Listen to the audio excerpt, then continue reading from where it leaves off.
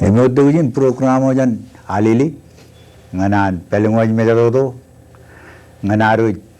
cumor rong jage imangan kumro reba kumro rotolap cik kamgolal ani gani ini mleu cari yagul kumudum cik ilo terin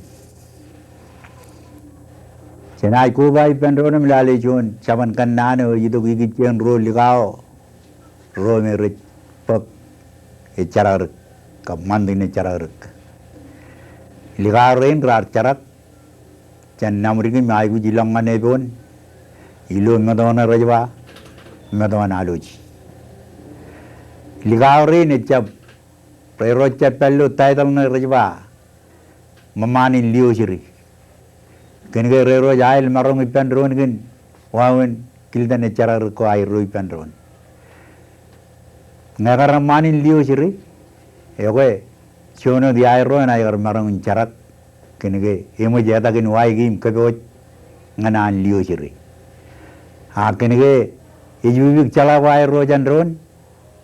rero jai gu jail marang ipandron ilo ian charak gin aero. Kerero charagim kubayon wain wairo leo jone kejar baran ag leo jone kejar balpong. Wawan rin ay ro charak emilagulu lamado ro dalilok iloan tulakal leo jone chan melele wawanan wayo e charak ka leo jone ilikun melele em leo jone cheboy ag leo jone perion eleo imgerero jino charak ewe kijango ruru ilo cheboyan ejaba giber perlangin jinem ruji ton en nei chatakin pitch et kuala ke ailengayo ever ilo bojo iman noyo idure arun wai wairo emujiga bayendriwan chiboy ilo ranolok edalalang lak bung ewe elukun e chalgan marangun melele age jarbal leo yo neleo ke seri iju gom chala kachen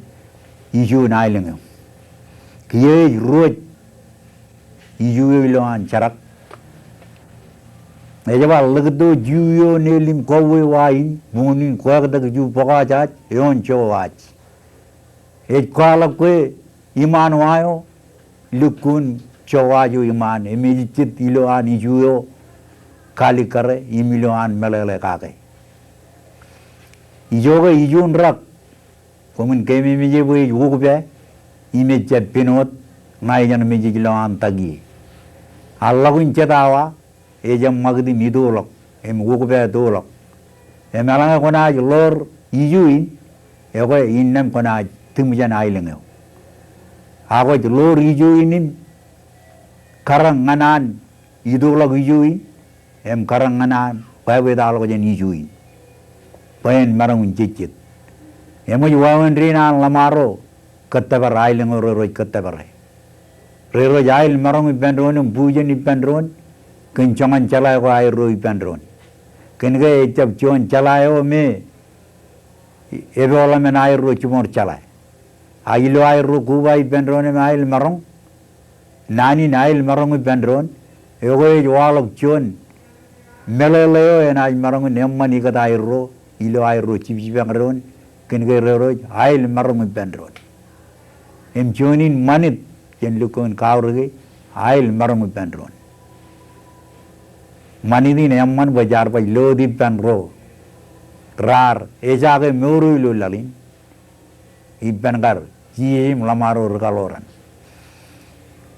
em jen berber yon manidin arga yon mandin kristin ko ari